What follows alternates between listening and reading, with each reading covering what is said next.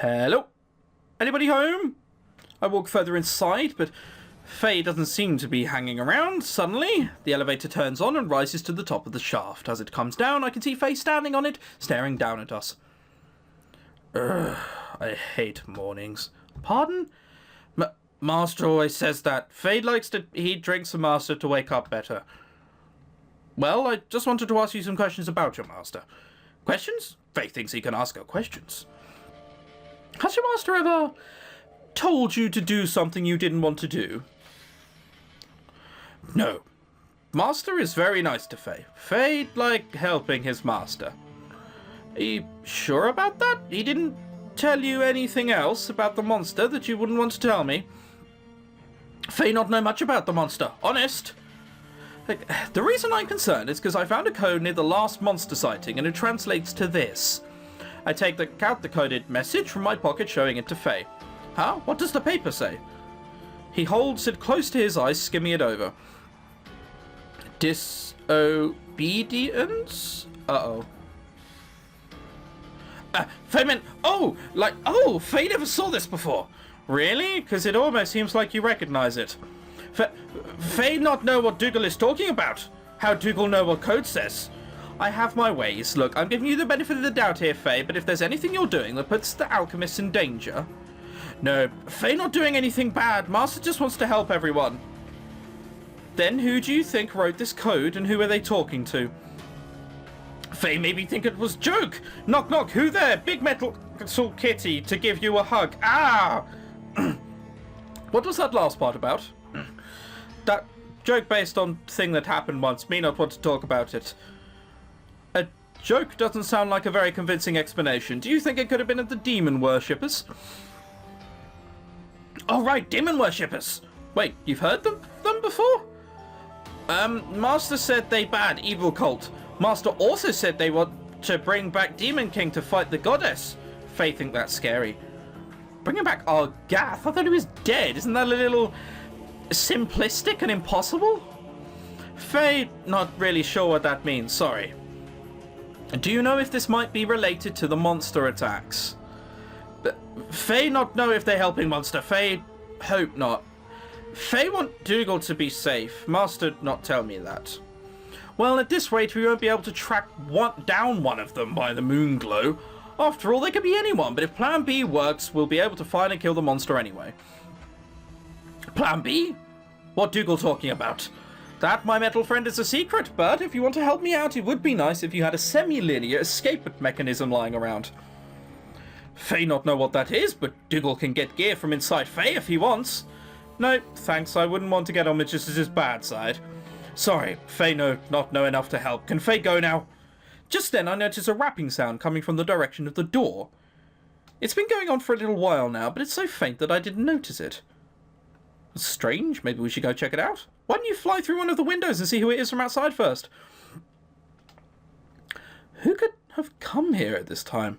I hope Lamia didn't want to take out her arrest warrant. I walked towards the door, pulling it open with a loud metal grinding noise. Outside there's no one. At least, not at the height I'm looking at. I glance downwards and see Nira standing there excitedly. Dougal, I knew you were in there! Nira, how'd you find this place? I saw you walking through the forest and followed you here, though it was kind of hard getting through all that snow. You must be freezing to death. The tower is off limits for you. There's nothing interesting in here, just a bunch of big gears. But I heard talking from inside. Who's in there with you? Is it a girl? No, it's not a girl. Now go back to town. But I don't wanna. I wanna see who's inside. Come on, Dougal, let me in. I'm cold. Fine, but you have to promise not to tell anyone else in town about this, okay? She's gonna tell Kimka, and then Kimka's gonna ask me about it. And then I'm gonna have to lie about it. Oh, I can see it coming already. Okay. Dougal, are you sure it's a good idea to put her within the proximity of those massive claws? Come on, Faye's barely done anything remotely resembling threatening. I don't see the problem. Ignoring my deliberations, Nira ducks past me and runs inside. However, she stops short when she sees a massive clockwork tiger hovering over me. Whoa. Are you gonna eat me? Don't worry, he won't bite. He's just a servant of the alchemist who lives here. Faye not think this is a good idea. What's wrong, Faye? Faye is not good at talking to tiny human. But I thought you wanted someone to play with, didn't you? Yes, but Faye liked to play with Dougal more. Don't worry, I'm sure we'll have time for that later. Why don't you tell Nero more about yourself?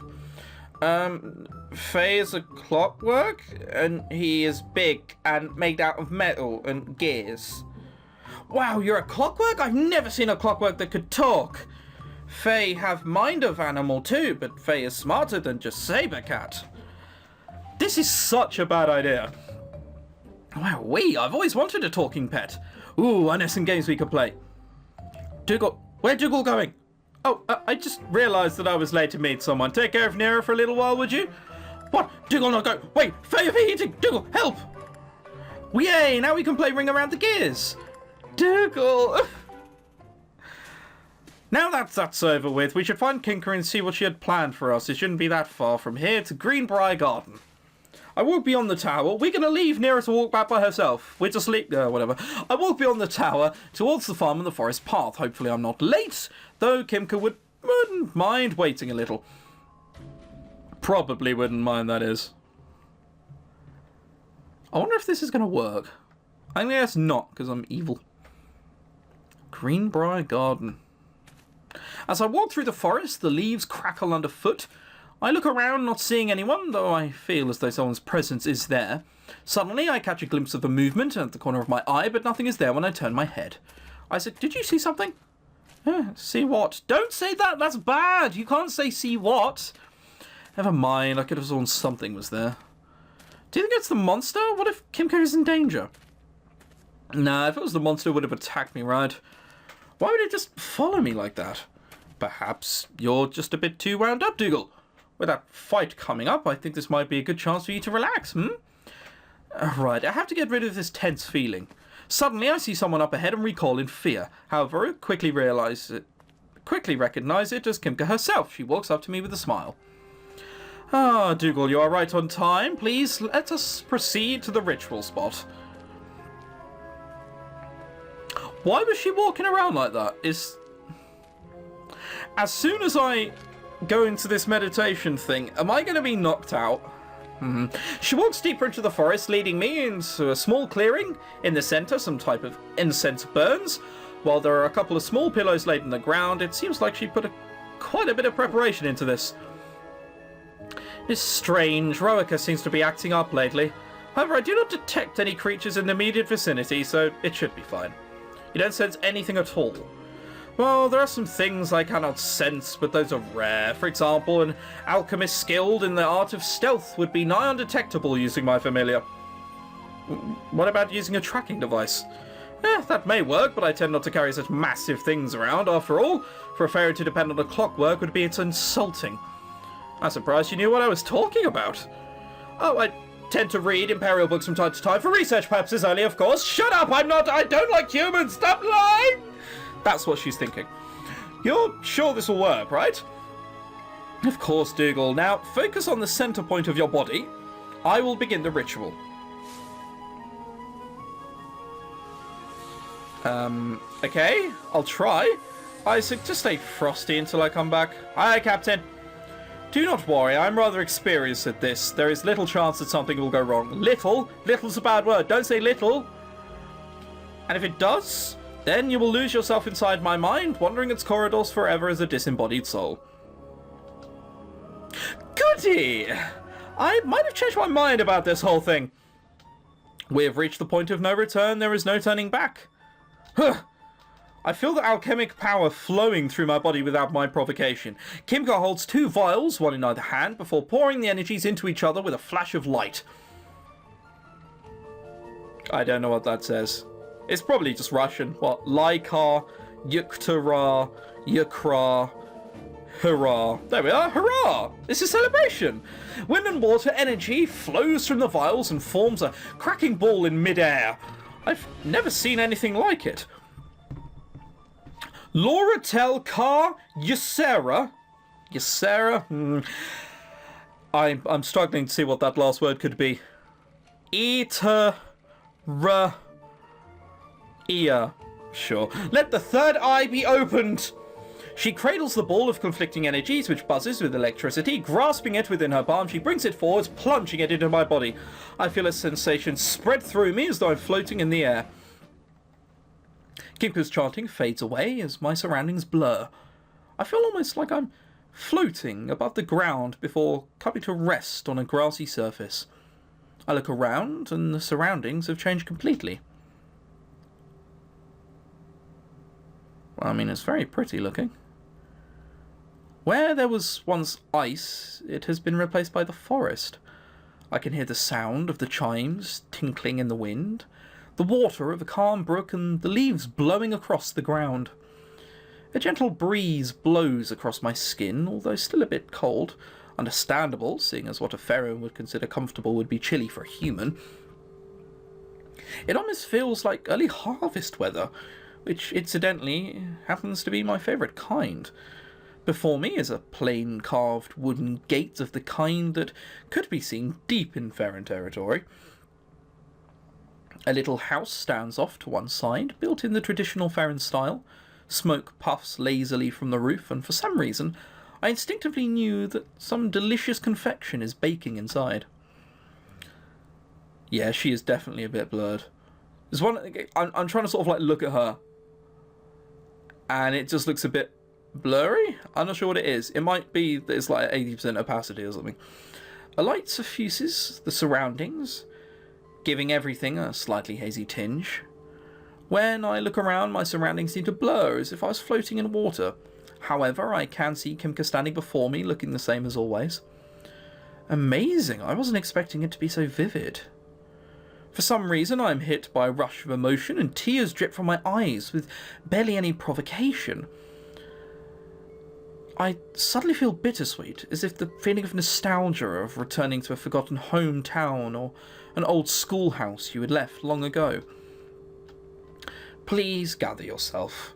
It is natural for any being to experience such a sensation when they first enter the mind of another, especially one that has not attuned to their emotions through meditation. Alright?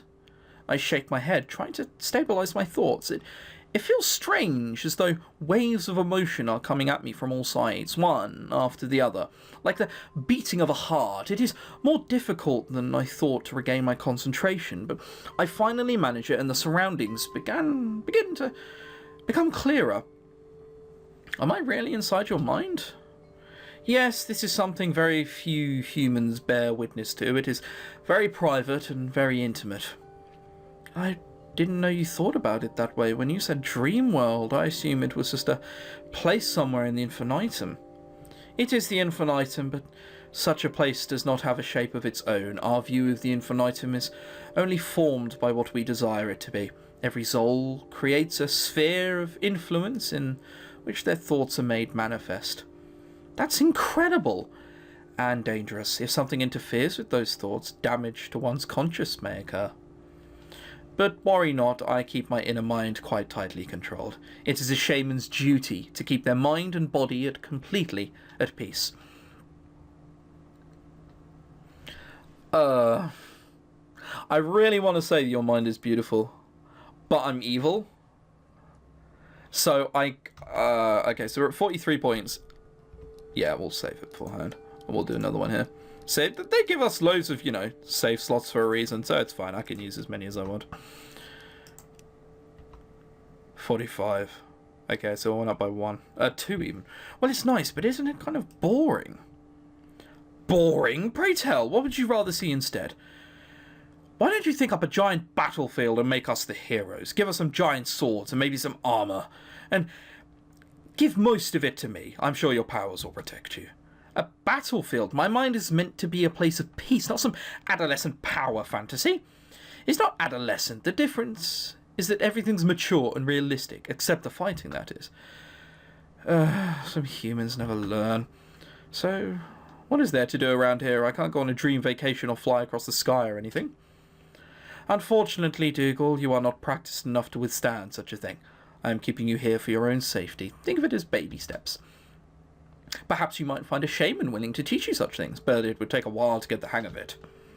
Does this mean this is all there is to see? Why, yes, of course. What else would there be here? Kimka stares at me blankly for a while before I notice her ears beginning to twitch. What else would be here? Kimka, talk to me. There is nothing else. She seems distracted, almost as if she's arguing with herself. Hey, this isn't the something going wrong part, is it? Please tell me it isn't. No, it is fine, just a small bit of interference. What's going on? Is it the monster? What's happening to you? Happening? Nothing is happening! I'm in perfect control of my mind! Kimka, you can't fight it, otherwise my mind could be lost in the infinitum. I can't stand it anymore. It was all a lie. I'm out of peace. I am nowhere near at peace.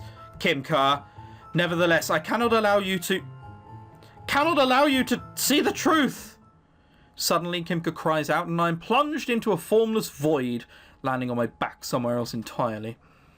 My head aching, I stumble dizzily onto my feet, and realise that I'm standing in the same place I just left. However, the area now seems saturated with seeping evil, the air still, stagnant, and smelling of rot. Everything has lost its colour. The air from the chimney is blackened like a burning pyre. Kimka is standing there, a kind look on her face that I've never seen from her before. It's as if she is a completely different person. Oh, Kuron. Kuron, you shouldn't play in the forest. What on Permy is she talking about? Who is Kuron? And what is this place, really? Why shouldn't I leave? You'll die, Kuron. Don't you understand? Why don't you understand, Kuron? She steps towards me, possessed, as I stumble backwards in horror. The rebels will kill you. They'll eat you up alive. Kuron, my baby, my dear sweet baby. She extends her arms, desperately trying to tear at my cloak. No, don't take me away from him, please, no, no! I fall into the darkness yet again. I re-emerge in the garden, but it seems like something has changed. Kimka looks at me with a different expression, one of desperate fear. This is making me feel sick to the stomach. I don't know what's real anymore. For some reason, I feel a foreign personality blending with my own, almost like in my strange dreams the past couple nights. Taro, you fool. What do you hope to accomplish by going there alone? I don't really know. Of course you don't. I already lost my son, and now I'll lose my husband as well. Your husband?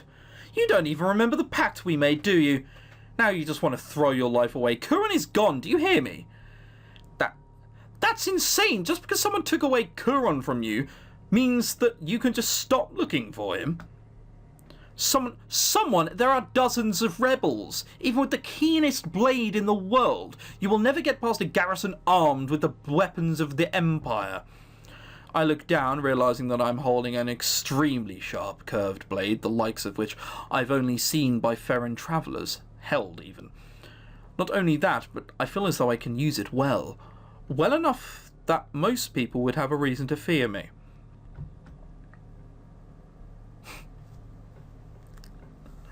Jesus. This has suddenly taken a very dark twist.